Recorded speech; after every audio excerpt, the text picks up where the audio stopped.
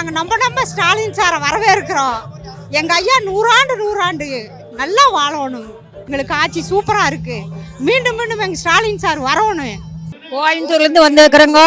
திமுக வெல்லட்டும், திமுக வெல்லட்டும். நல்லா எங்களுக்கு லேடிஸ்களுக்கு எல்லாம் நல்ல சௌகரியம் பண்ணி கொடுத்துக்கிறாங்க. எல்லா ஏற்பாடெல்லாம் நல்ல முறையாக பண்ணி கொடுத்துக்கிறாங்க. 3 மகாநாட்டுக்கு போயாச்சு, 3க்கு சூப்பராக பண்ணி கொடுத்துட்டாங்க.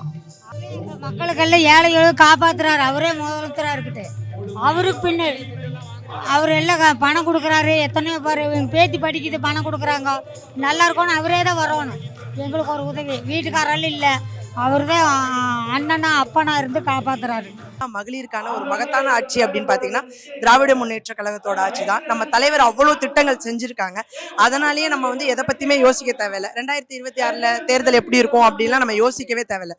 நம்ம தான் திருப்பியும் நம்ம தான் 2026 கடைசி வரைக்கும் நம்ம மட்டும்தான் வரும். உங்களுக்கு எதிரிகள் நிறைய பேர் இருக்காங்க. நீங்க நம்ம தான் சொல்றீங்க, ஆனா களத்துல உங்களுக்கு எதிரிகள் பல பேர் இருக்காங்களே. பல பேர் இருக்காங்கன்னு உங்களை மாதிரி மீடியாவில் இருக்கவங்க தான் சொல்லிட்டு இருக்கீங்க. நாங்க யாருமே சொல்லலை. எங்களை பொறுத்த வரைக்கும் யாருமே கிடையாது.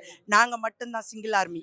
நாங்க யாரையுமே எதிரியா நாங்க நினைக்கவே. புதுசா ஒருத்தர் வந்திருக்காரு, பெண்கள் ஓட்டு எனக்கு தான், இளைஞர்கள் ஓட்டு எனக்கு தான் கிளைம் பண்றாரு அவரு.